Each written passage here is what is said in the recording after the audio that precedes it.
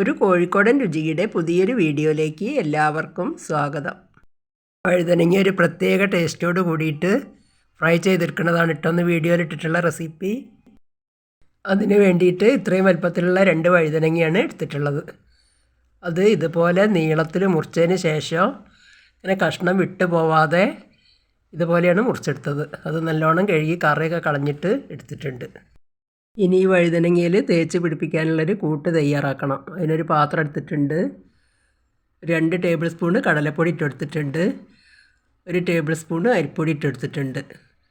1 teaspoon എരിവുള്ള മുളക് പൊടി, 1/4 ടീസ്പൂണ് മഞ്ഞൾപ്പൊടി, 1/4 ടീസ്പൂണ് കായപ്പൊടി, 1/4 ടീസ്പൂണ് വലിയ ജീരകത്തിൻ്റെ പൊടി, 1/4 ടീസ്പൂണ് കുരുമുളക് പൊടി, 1/2 ടീസ്പൂണ് ഉപ്പ്. ഇതൊക്കെ കൂടി ഇട്ടതിന് ശേഷം നല്ലോണം ഒന്ന് മിക്സ് ചെയ്യുക.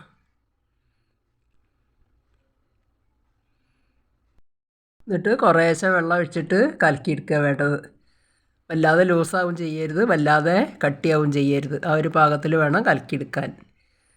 അത് കലക്കിയിട്ട് മുഴുവൻ കലക്കിയെടുത്തത് ഞാൻ വീഡിയോയിൽ പിടിക്കാൻ വിട്ടതാണ് കേട്ടോ. ഈ ഒരു പാകത്തിലാണ് കലക്കിയെടുക്കേണ്ടത്. എന്നിട്ട് അത് ഓരോരോ വഴുതനങ്ങ എടുത്തിട്ട് അതിലിട്ടിട്ട് നല്ലോണം അതിൻ്റെ ഉള്ളിലൊക്കെ കൂട്ട് തേച്ച് പിടിപ്പിക്കുക. സ്പൂൺ കൊണ്ടോ കൈ കൊണ്ടൊക്കെ നല്ലോണം പിടിപ്പിക്കുക. അധികം ആരും ഇഷ്ടപ്പെടാത്തൊരു പച്ചക്കറിയാണ് ഈ വഴുതനങ്ങ. ഇങ്ങനെയൊക്കെ ഉണ്ടാക്കുകയാണെങ്കിൽ എല്ലാവർക്കും നല്ല ഇഷ്ടമാവും കേട്ടോ. ഇങ്ങനെ ഈ ഫ്രൈ ചെയ്തൊക്കെ ഉണ്ടാക്കുമ്പോൾ എല്ലാ കഷ്ണങ്ങളും ഈ കൂട്ടിൽ മുക്കിയെടുത്ത് കഴിഞ്ഞിട്ടുണ്ട്. ഇനി ഫ്രൈ ചെയ്യാൻ ഒരു ചീനച്ചട്ടി അടുപ്പത്ത് വെച്ചിട്ട് അതിൽ ഓയിൽ ഒഴിച്ചെടുത്തിട്ടുണ്ട്. ഈ ഓയിൽ നല്ലോണം ചൂടായതിന് ശേഷം വേണം ഓരോ പീസുകളായിട്ട് ഇങ്ങനെ ഇട്ട് കൊടുക്കാൻ. ഇപ്പോൾ ഒരു പീസ് ഇട്ട് കൊടുത്തിട്ടുണ്ട്.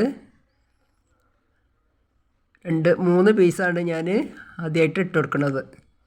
വലിയ പീസായതിനെ കൊണ്ട് 3 പീസേ ഇടാൻ പറ്റുള്ളൂ. അത് നല്ലോണം ഒരു ഭാഗം ഫ്രൈ ആവുന്ന സമയത്ത് തിരിച്ചിട്ട് കൊടുക്കുക. ഇപ്പോൾ ഒരു ഭാഗം ഒന്ന് നല്ലോണം ഫ്രൈ ആയിട്ടുണ്ട്. ഇനി അതിങ്ങനെ തിരിച്ചിട്ട് കൊടുക്കുക. ഇപ്പം 3 കഷ്ണങ്ങളും മറിച്ചിട്ട് കഴിഞ്ഞിട്ടുണ്ട്.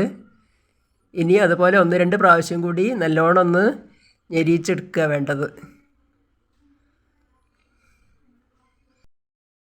ഇനി രണ്ടാമത്തെ പ്രാവശ്യം ഒന്നും കൂടി മറിച്ചിട്ട് കൊടുക്കുക.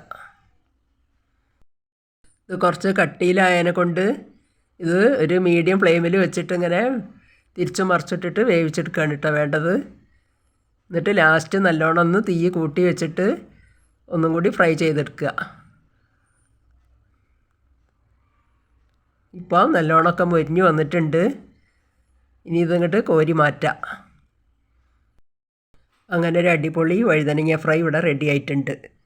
ഇത് മീനല്ലെങ്കിലും മീനിൻ്റെ അതേ ടേസ്റ്റിലാണ് കേട്ടോ പൊരിച്ചെടുത്തിട്ടുള്ളത്. അപ്പം ഇനി വഴുതനങ്ങ കിട്ടുന്ന സമയത്ത് ഇതുപോലെ ഒരു ഫ്രൈ എല്ലാവരും ഒന്ന് ഉണ്ടാക്കി നോക്കൊണ്ടു. നല്ല ടേസ്റ്റാണ്. ഇത് മാത്രം മതി കേട്ടോ ചോറിൻ്റെ കൂട്ടത്തിൽ. ഇനി ഇതൊരു പാത്രത്തിലേക്ക് മാറ്റിയിട്ടുണ്ട്. ഇനി ഈ വീഡിയോ ഇഷ്ടപ്പെടുകയാണെങ്കിൽ ലൈക്ക്, ഷെയർ, സബ്സ്ക്രൈബ് ഒന്നും ചെയ്യാൻ മറന്നു പോകരുതേ. കമൻറ്റും എഴുതി അറിയിക്കണേ.